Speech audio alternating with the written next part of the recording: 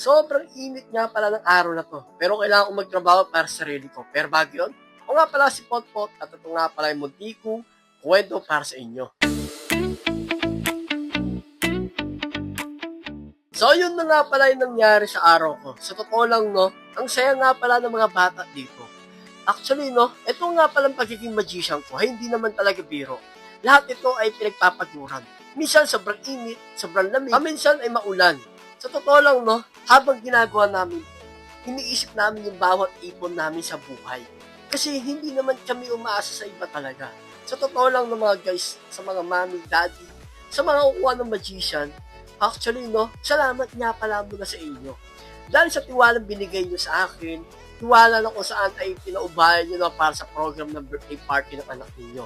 Pero syempre, maraming salamat nga pala sa mga mami na talagang umuwa at nagtitiwala sa akin. Pero to be honest, sobrang ako natuwa nito dahil alam mo yung mami nito, sobrang close ko pala. Actually, kapitbahay lang din namin siya. Siguro mga isang kanto lang naman yung pagitan namin. Siyempre, hindi lang yun, no? Dahil lang sa pagiging magician, hindi naman talaga biro. Actually, no, habang nag-magic kami, napapasok kami, akala nila sobrang gaang na ginagawa namin. Sa totoo lang, pag nasa gitna na kami, di namin pwede kuminom, di namin pwede kung saan siya pupunta. Kasi nasa amin yung microphone, kami mismo may hawak ng program. Hindi kami pwede kung saan nagagala-gala. Dahil, naku, kapag nag-isa na yung aming magic show, dire-diretso na talaga yan.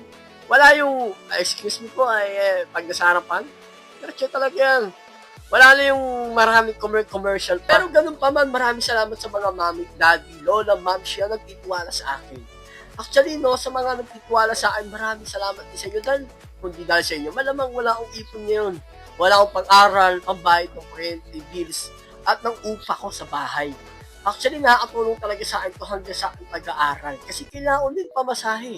Kailangan ng panggas, kailangan ng pagkain, syempre, kailangan yan, mahalaga sa buhay yan, no? So, ito nga pala yung oras na yung pag-umpisa ng magic. Sa mga bata dito, sobrang setting talaga nilang makita na tayo mag-magic show dito.